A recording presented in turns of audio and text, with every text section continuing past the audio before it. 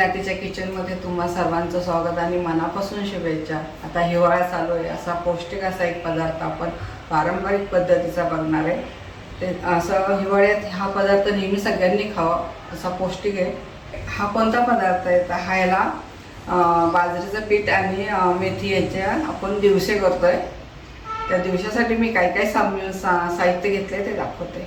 ही मेथीची भाजी आहे, स्वच्छ निवडून स्वच्छ धुवून अशी बारीक कापून घेतली आहे। त्यानंतर हे बाजरीचं पीठ आहे, हे आपण पीठ मळताना ह्याच्यात तीळ घालणार आहे, फोडणीसाठी हिंग आहे, जिरी, थोडी हळद, तेल, हे वरण घेण्यासाठी तूप आहे आणि हे आता एक मोठी लसणाची कांडी सोलून घेतली आणि 5-6 हिरव्या मिरच्या आहेत आणि मीठ आहे। आता ह्याचं आपण वाटण करणार आहे, हिरवी मिरची आणि लसणाचं। चला आता आपण याचं पीठ मळून घेऊया। आपण जसं भाकरीला पीठ मळतो ना त्याच पद्धतीने याचं पीठ मळायचं आहे। आपल्याला किती करायचं आहे त्या पद्धतीने आपण हे पीठ मळणार आहे। मी तर एक भाकरीचं घेतलेलं आहे, त्याच्यात चवीपुरतं असं मीठ घालणार। आपण जे तीळ घेतले ते पिठामध्येच घालणार आहे।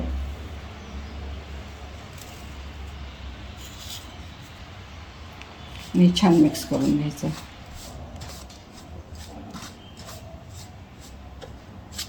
तर थोडं थोडं पाणी करून आपण हे मळून घेणार आहे।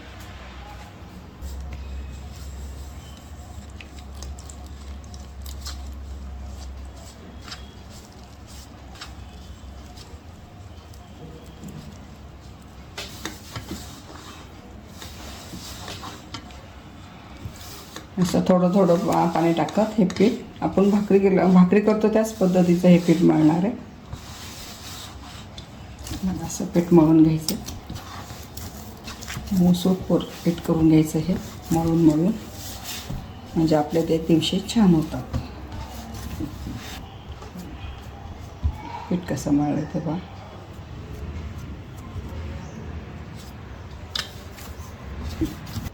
चला इथं आपलं पीठ छान मळून झालेलं आहे। आता हे पीठ बाजूला ठेवू, आपण आता भाजी फोडणीला घालून घेऊ। आपण आता भाजी करायला घेऊ। मी तर कढई टाकली, कढईमध्ये 1 मोठा चमचा तेल टाकलेलं आहे। त्यात घालणार आपण इथं 1 मोठा चमचा जिरे घेतलाय, हिंग, थोडीशी हळद आणि आपण ते चिरून ठेवली होती भाजी ती घालणार।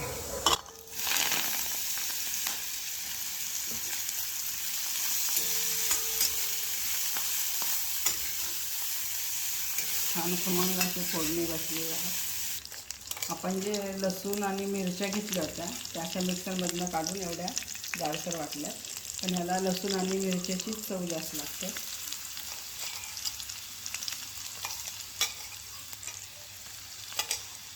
छान परतून घेऊ आपण। खमंग वास दरवळतो का लसूण आणि मिरचीचा। तिखट कसं तुमच्या ह्याच्यावर आहे, तुम्हाला जर जास्त तिखट आवडतं तर जास्त मिरची घाला। मी 2-4च मिरच्या घातलेल्या आहेत। ही भाजी मिक्स करू आपण त्याच्यामध्ये। मला ही मिरची आणि लसूण छान ह्या भाजीमध्ये आपण परतून घेतलेलं आहे।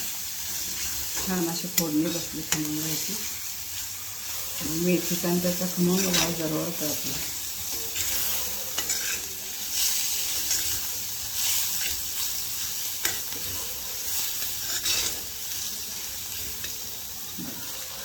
त्याच्यात आपण पाणी घालणार आहे, ते शिजण्यासाठी मला पाणी खूप लागतं। पाणी टाकून झालेले तर ते शिजावं लागतं ना, ते दिवसे त्या प्रमाणात आपण इथं पाणी टाकलेलं आहे। आता शेवटी घालणार आहे मीठ। आता याला चांगली उकळी येऊन द्यायची आणि त्यात आपण जे पीठ मळलं होतं त्याचे दिवशी करायला घेणार आहे मी, पाण्याला उकळी येऊस्तर। बघा इथं आपलं पीठ पण छान झालेलं आहे, त्याच्यात आपण दिवशी करायला घेऊ। असा बारीक गोळा घ्यायचा,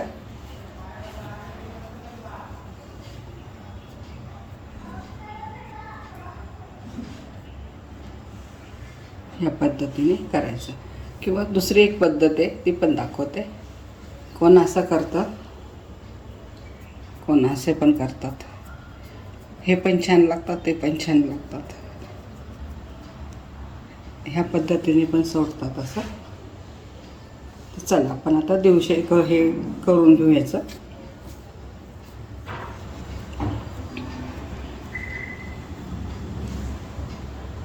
चला इथं आपण जी भाजी फोडणी टाकली त्याला पण छान बघा उकळी आलेली आहे आणि हे आपले दिवशी पण करून झालेले आहे. आपण ह्याच्यात सोडणार आहे. बघा हे असे करायचे आहेत आणि एक दुसरा गोल पण आकार सांगितला आता मी, ते पण छान लागतात. त्याच्यात आपण एक एक सोडायचं.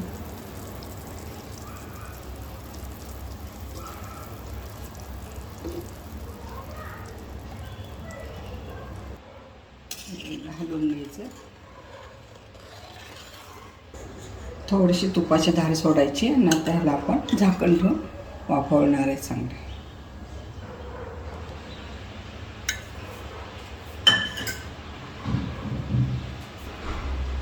आता ह्याला 15 ते 20 मिनटं छान वाफ आणणार आहे आपण.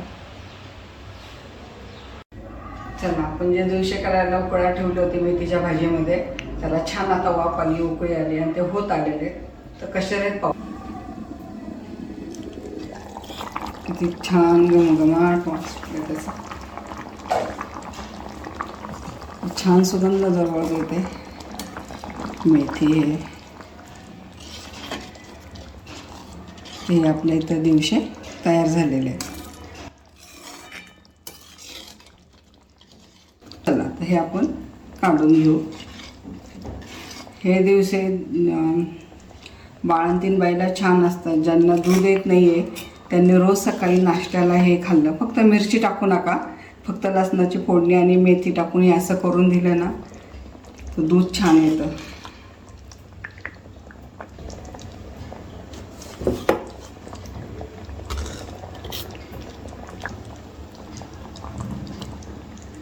चल इथं आपले मेथीतले डोसे तयार झालेले आहेत. कसे झालेत ते बघा. आता हे कसे खायचे, त्याच्यावर अशी तुपाची धार टाकून खूप छान लागतं ते.